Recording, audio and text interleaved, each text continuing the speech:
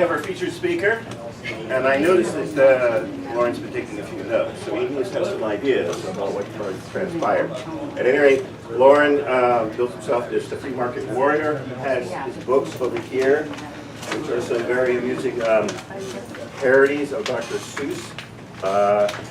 You see him on YouTube, he's all over the place. Last place I heard him speak was at the Citizens for Limited Taxation Friday morning group, and he had them rolling on the floor. Although, as I noticed, Loren's he appears in Boston 3 or 4 times. Every single presentation is a new one. So if you hear that he's going to be speaking somewhere else around here, it'll be something. Loren. Thank you. It's great to be back in Boston. And I wanted to talk about something which it seems to me to be very current. I think this is the year of racism. And I think it's an issue. Oh, okay. It's an issue that we conservatives need to address head on. Because I think what we've tended to do, and it's kind of like how the last 2 Democratic presidents have had Republican secretaries of defense. Okay? If you're a Democratic president, you say, what do we Democrats know about defense? Republicans care about defense, so I'll put a Republican in charge of that. And I think we conservatives, we Republicans, tend to say that the progressives are the experts on racism, so we'll just, follow their lead. They know what they're talking with because they're the ones who worry about racism all the time, and we all probably are half racist anyhow. The problem is that I think they're wrong. I think the progressive ideas about racism are dead wrong. And I think they are leading us into a racial hole from which there may be no escape. I think that our society is swirling into a race war, and it is courtesy of the progressives and the way they're doing it. And before we begin, there's 2 things you need to understand about progressives, and I talk about this a lot, but I think it's very important to understand what we're dealing with. And the first is that progressives don't have principles. At all. I'm not saying that they have different principles than my principles, I'm saying they have 0 principles, okay? Because the word principle actually means something. A principle is something that applies all the time and in every place and to everybody. That's what makes it a principle, okay? Otherwise, it's just, your opinion about who you like and who you don't like. So, for example, and I think I'll do a nice segue here, although I didn't even know that what I was segueing from, free speech is a principle. I am a principled believer in free speech, by which I mean that David Duke has every absolute right to speak, and the Nazis have a right to speak, and everybody has a right to speak. Any horrible opinion imaginable needs to always be permitted because that's what free speech is about. What's fascinating, modern students are amazed when they learn this, is that the campus left in the United States today started in the 60s as a free speech movement. That was their whole thing. They were a free speech movement because we need free speech on the campuses. As up through the 1980s, if you see old movies and old TV shows, as late as the 1980s, there's a constant theme that pops up about free speech. And it's always evil conservatives are trying to shut down the free speech somewhere, and the good people in the TV show will say, no, free speech is an absolute, we've always got to allow it. And they seem to have forgotten this. Why had they forgotten it? Because now they took over the campus. So when they were in the minority, they wanted free speech. Now they run the campus, free speech is no longer useful to them. Okay? So now they're against free speech, which, by the way, I agree very much with what the previous speaker said. It's in deep, deep trouble in the United States and the Western world today is free speech. But see, that's the difference. They don't have principles. I remember Elizabeth Warren a couple years ago gave a talk where she listed the 11 principles of progressivism. And the fascinating, but if you Google it, you'll find a million articles on it. Everyone on the left is like, oh my gosh, it's wonderful, the 11 principles of progressivism. The problem is that none of her principles were principles. Right. not one of them was an actual principle. Her principles included things like stockbrokers should get paid less and fast food workers should get paid more. Well, that's not a principle, okay? That would be like, a principle is, the Red Sox should win more. That's not a principle. That's just who you like and who you don't like. Okay? So the left has no principles at all because they are a movement of power, not of principles. They will switch their principles to better principles if that's what's going to get them to power. And what you'll see occasionally is they will search around and look for something that looks like a principle if they think it'll make them win right now. But when that fails to work, they toss it out the window. So for example, on this whole Confederate statue business, which is just ridiculous, I think it's statutory rape. I was listening to a left-wing commentator on the radio the other day, and he said that those Confederates are not war heroes because they were fighting against the United States government. That's why we have to tear them down, because they were against the United States government. And I was thinking, there's hundreds of statues all over the United States of American Indians who fought against the United States government. Are we tearing them down? Nope. Because that doesn't apply anymore. Okay, they were good for fighting against the United States government. We like them, but the Confederates were bad for fighting against the United States government. So anyhow, so the second thing you need to understand about progressives is that they have these underlying assumptions which they rarely talk about. But you got to expose those, because if you allow them to assume their assumptions, they've already won the argument. Now we're just batting details around, okay? So I want to talk about 6 or 7 underlying assumptions that are wrong, and then I want to go to what I think are 6 or 7 principles. I honestly forgot the number.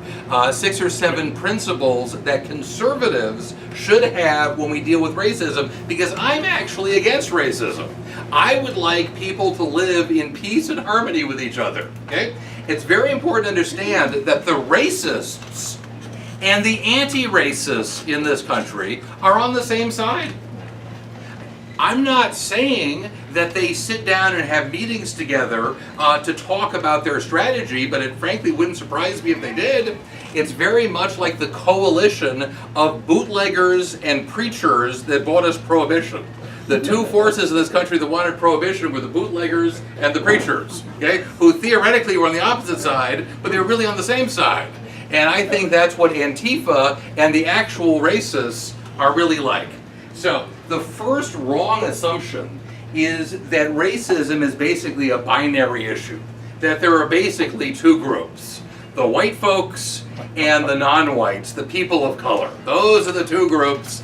And if you push the progressives, they'll admit, yeah, there's Chinese people, and there's Puerto Ricans, and there's Venezuelans, and Mexico, and there's some differences there, but that's not what they're interested in. When they talk about racism, do they talk about the fact that there has been thousands of years of antipathy between the Japanese and the Chinese? Long before blacks and whites ever really interacted with each other, the Japanese and the Chinese were at each other's throats. Do they talk about that? Nah, that's not interesting. When they look at racial disparities, do they study the difference between the incomes of American blacks of West African origin versus East African origin? Nope. No, nobody cares about that.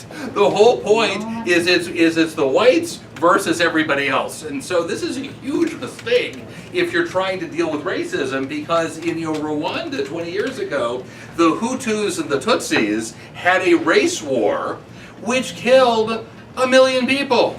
I don't think there was 100 people in the United States who ever heard of Hutus and Tutsis. They're both black. Well, what's the problem, okay? Well, it turns out they hate each other a whole lot.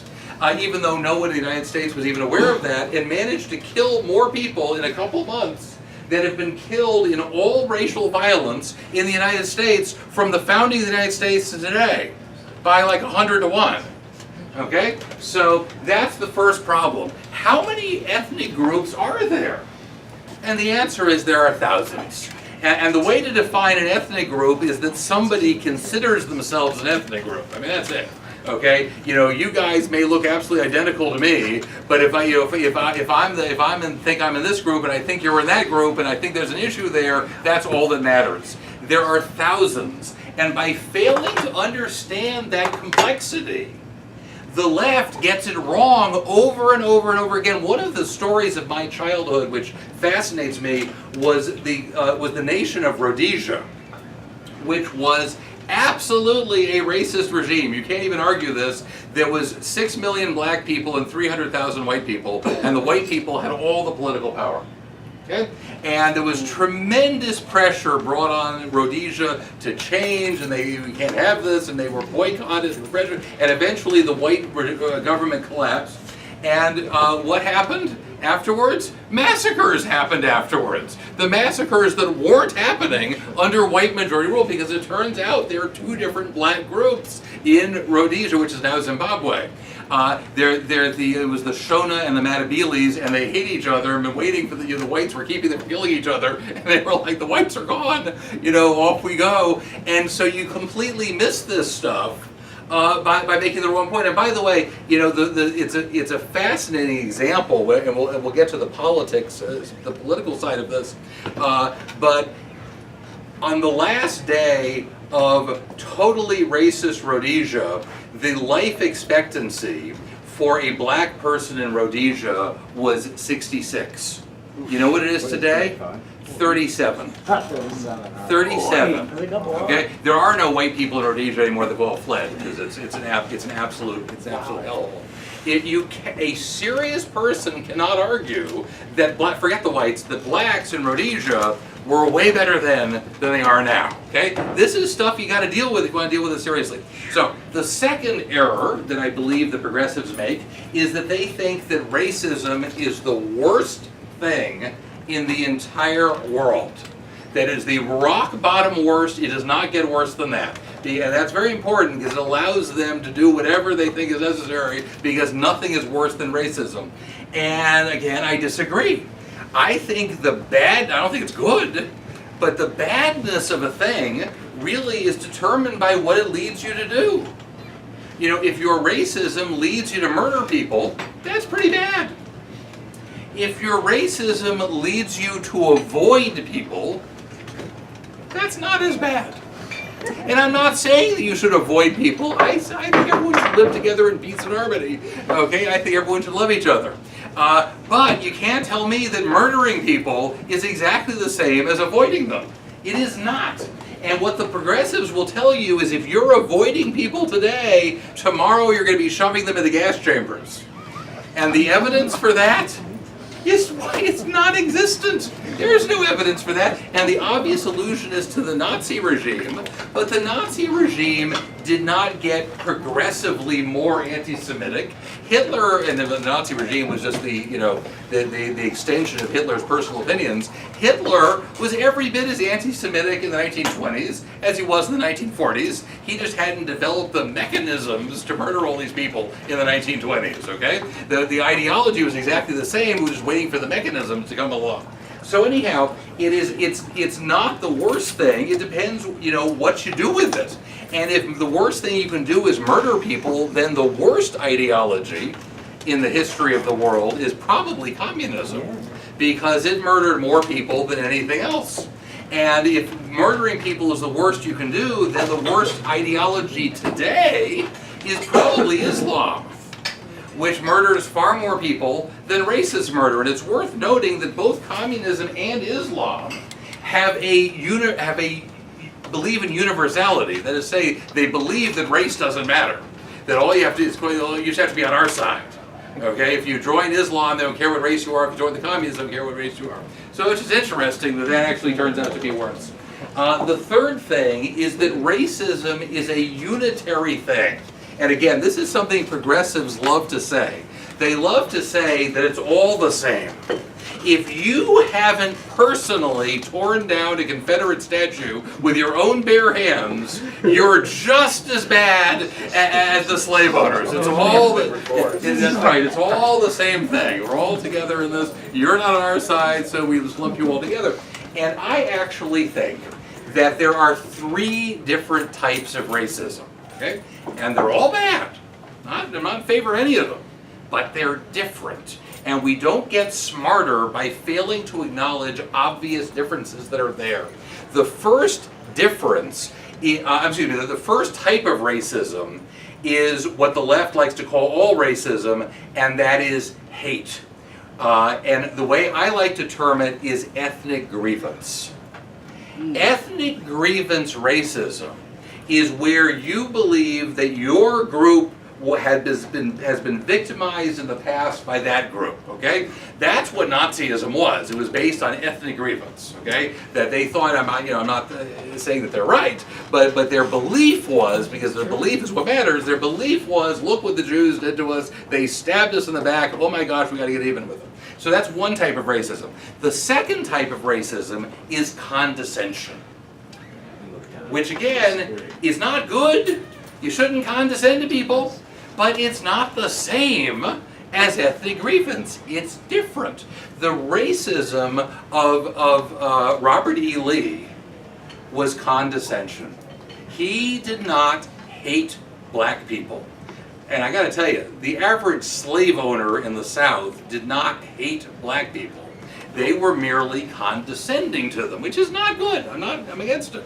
But it's a difference. They thought that black people weren't as good as, whereas the Nazis, that's ethnic grievance. The Nazis didn't say, oh, those poor Jews are just inferior to us, they're not as smart as us, we gotta help them along because they can't possibly make it on their own. That is not what the Nazis were saying. They were saying, we're mad at them because we have this grievance against them. And the reason why it's so important to understand this difference is that in their effort to fight against the condescension form of racism, the left encourages ethnic grievance. This is what people of color, particularly black people in the United States today, are taught, is that you are a victim, okay? And the problem with encouraging ethnic grievance is it brings out the real bad kind of racism. When you feel this, it's when you actually do start shoving people to gas chambers because they deserve it because of what they did to us, okay? And that's a huge problem with the entire left-wing model in this. They think they're making things better by telling one group that you're a victim of the other group, and they're actually sowing the whirlwind. Because it's that, and by the way, the same thing happened in the blacks in the South. You know, lynchings did not happen in the time of slavery. Okay, lynchings came after the Civil War, roughly the same way that the anti-Semitism happened in Nazi Germany, which is to say that when the North won the Civil War, they freed the slaves, and the northern soldiers who were occupying the South didn't they didn't trust the Southern whites who had been shooting at them a week ago, so they trusted the blacks because we just freed them. So they put the blacks in charge. Okay? Now, if you imagine that you've been a slaveholder your whole life, okay, and someone comes along and first of all frees your slaves, and second of all puts them in charge of you, you're going to have some resentments. And again, it's not because slavery is okay. Slavery is a horrible, terrible thing. I wish it had never happened. Slavery is just god-awfully bad. But you have an obvious reaction that's going to happen there, and so you scapegoat somebody, and they scapegoated the innocent blacks in the South, just like the Nazis scapegoated the Jews because they were mad about losing World War I. And forgive me for going into a little more detail on this, but if you want to understand what causes the really dangerous ethnic grievance kind of hatred, it always happens when a group thinks they're on top and then get laid low. The Germans in World War I thought they were the most powerful country in the world, and their country's propaganda was better than their military power, and so up until almost the end of World War I, they thought they were winning World War I. And then suddenly the German radio said, oh, we just surrendered. Okay, and everyone was like, what are you talking about? We were winning yesterday. You told us.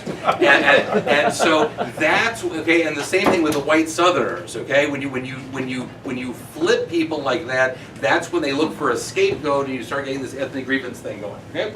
So anyhow, so there's the third type of racism I'm going to save for the end, but the third type is tribalism.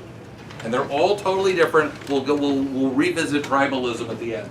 Okay, the fourth issue, and this is something the left tends to equivocate about, and I'll tell you why, is whether there are actual differences between the races. Because part of what the left likes to say is we're all the same and everyone's the same, and if results are not the same, then something's wrong.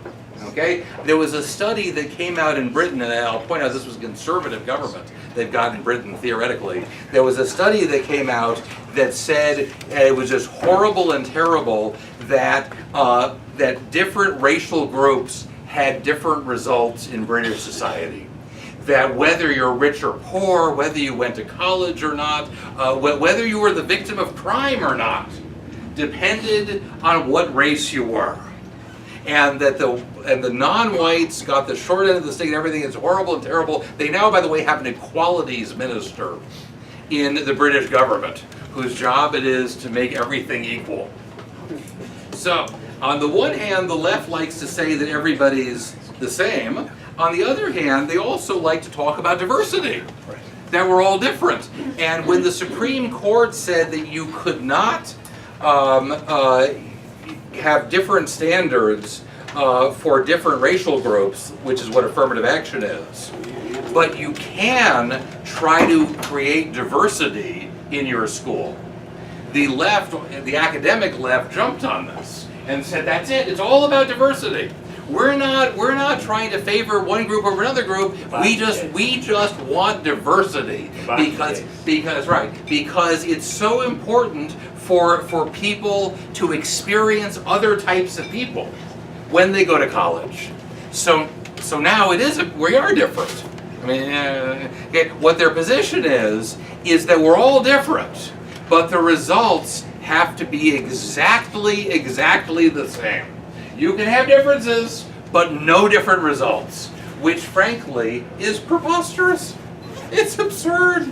How can you be different and the results are exactly the same? I mean, different is different and the same is the same. I mean, it doesn't even make any sense. If you have different things going in, you're going to have different results. And so I wanted to talk about whether there actually are differences between different ethnic groups. And first of all, just genetically, are there differences? And the answer is, of course there are. Otherwise you couldn't tell. The fact that you can see that this guy is Chinese and that guy is black and that guy is Caucasian, and frankly, often that guy looks Irish and that guy looks Jewish. Well, there's differences. Does it affect things other than appearance? Sure it does. Sure it does. Different diseases are more likely to affect different ethnic groups than other ethnic groups. Tay-Sachs is an almost exclusively Jewish disease. Sickle cell anemia is almost exclusively a black disease. There's genetic differences. And by the way, one particular genetic difference modern day historians are starting to realize played a huge role in the history of slavery, and it is this. Before black slaves were imported to the United States, you know who they used as workers in the plantations in like South Carolina?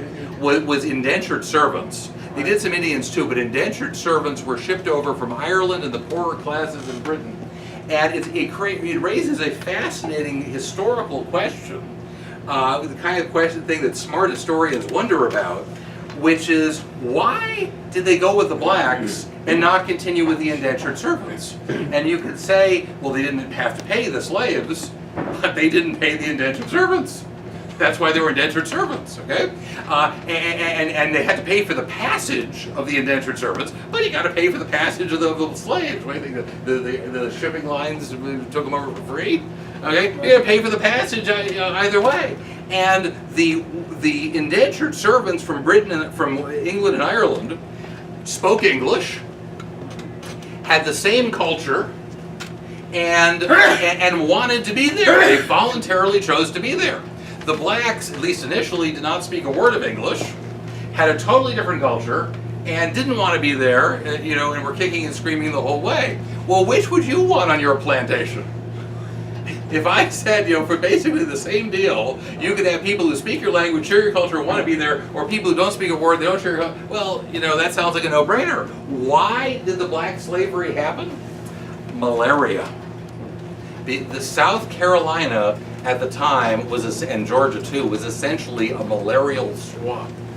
It's still a swamp, but now it's just not malarial because we've got modern medicine.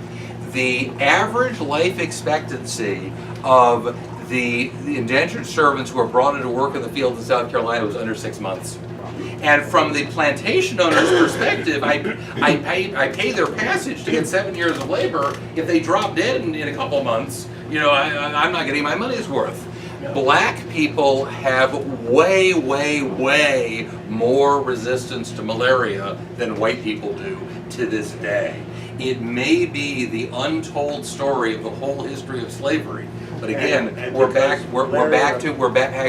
back to genetic difference again. Now, the reason nobody likes to talk about this is that it gets dangerously close to the ultimate issue that nobody wants to talk about. And that is, could there be an intelligence difference? Oh my gosh, oh my gosh, oh my gosh. Could this affect the brain? Well, again, this is almost, a no-brainer, pardon the pun. If you're going to tell me that genetic differences, and by the way, the genetic differences are tiny, I want to be very clear here. Okay, teeny tiny fraction of a fraction of a fraction of genetic differences, okay?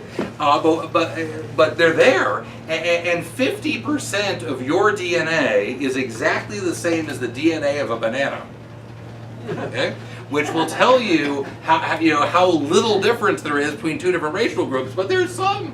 And could it affect intelligence? Well, to say that it affects every other organ in the body, but not the brain. The brain's exactly the same. Well, that's not science. That's wishful thinking. Okay?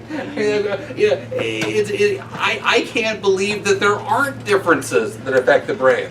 But before everyone's head explodes, let me throw in two really important mitigating factors. First of all, intelligence is not a unitary thing. It's very important to understand this. Intelligence is not one thing. There are many, many different kinds of intelligence. How many different kinds? I think there's 1 million different kinds of intelligence. There's intelligence in terms of your skill of dealing with other people and how you interrelate with other people. Some people are particularly creative, some people are particularly organized, some people are good with languages, some people are good with math and science. There's 1 million different kinds of intelligence. And every human activity involves different types of intelligence. Sports involves intelligence. You got to think quick if you're going to be a successful, athlete. I know people who are really, really smart who have to think for 5 minutes before they say anything. Ever met people like that? Like you ask them, how you doing today? And they're like, they pause and take a deep breath, inhale from their pipe and blow some smoke in the air before they come up with a brilliant answer. But, you're never going to make it as an athlete, okay? If you have to think for 5 minutes before you figure out what you're going to do, maybe in baseball. But, in most sports, you got to do it like right now, is the thing. So there's 1 million different kinds of intelligence, so I totally reject the 19th century concept that this is the smart ethnic group, and this is the dumb ethnic group, and this is the in-between ethnic group. They used to chart these things like that, but that's assuming that there is a unitary thing which is intelligence. There are, in fact, 1 million different kinds of intelligence, and different people, I'm sure, have more strengths and more weaknesses in different ones, and it's fine. It's all fine. It's fine to be different. Again, diversity is one of those principles, because the left doesn't have principles, that they've thrown overboard, because they used to like it. But I actually am in favor of diversity. I think it is our differences that make us so strong. And which brings to one more point on this topic, which is, what about cultural differences? Of course there's cultural differences. Okay, if there's even a slightly different culture, you're going to have different propensities in different cultures, and that's fine. Are some cultures better than other cultures? Yes.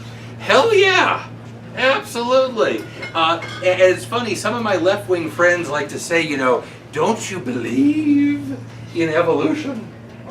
When I say I don't believe in global warming, that's what they always say to me. They say, don't you believe in evolution? And it's like, yeah, I believe in evolution. There's way more kinds of evolution than you've even heard of. We assume that evolution is Darwin's theory of biological evolution. But you want to know something? There's cultural evolution. It happens all the time. cultures that are more adaptable to the circumstance tend to overcome cultures that are less adaptable. And again, it's a very important note that there's no scientific test for this. Okay, you can't say, oh, well, that's an A-rated culture and that's only a C- culture. You can't scientifically do that. But in whatever the circumstance is, some cultures will predominate over other cultures, and we see this sometimes militarily.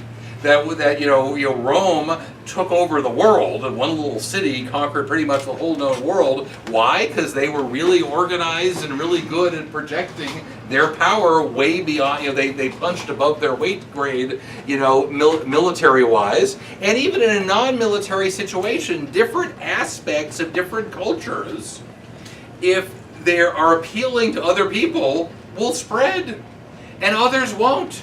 It's the reason why there's probably 1,000, Chinese restaurants in this town, and probably 1,000 Mexican restaurants. How many Dutch restaurants are there? How many German restaurants are there? Well, a lot more non-Chinese like to eat Chinese food than non-Germans like to eat German food, okay? Whose fault is that? That's just the way that it worked out. But we see these cultural differences everywhere. And by the way, Thomas Sowell is a great resource on this. He's written several books that are very worth reading on the subject. And one of the things that Sowell points out is that during World War II, I'm sure you know that Eisenhower was of German extraction. Did you know that the majority of the American officer corps in World War II was of German extraction? No. Okay. Did you know that the majority of the French officer corps in World War II was of German extraction? The majority of the Russian officer corps in World War II was of German extraction. Germans have a kind of a military thing going there in their culture. They tend to predominate that. It's kind of like, Irish police officers. There is certain groups tend in certain directions, and it's fine. It's fine. It's not a problem. It's okay. But you're going to get different results, because you will not get the same results if what you put in is different. There was one point I skipped over before. Sorry, it's the first time I've given this particular talk. When I said why not to worry about the fact that there's mental differences, I said one thing was that that there's a million different kinds of intelligence, not one. The other thing I wanted to say was that the differences between individuals within the group are far more different than the average differences of the group, right? So if group A is here and group B is here on a particular type of intelligence, the spread between individuals is a much bigger thing and matters much more, okay? Because nobody hires, an entire ethnic group to do a job, okay? You're hiring an individual. And what matters is his or her individual potential, not, how you classify the entire ethnic group. Which brings us to an incredibly important point, which is statistical modeling. It's the next, I think we're up to the fourth or the fifth thing that is totally wrong with the left's approach, is that they see this all in terms of statistics. And I'm here to tell you that the statistics are useless for the reasons we've just discussed. Different groups get different results. I told you they were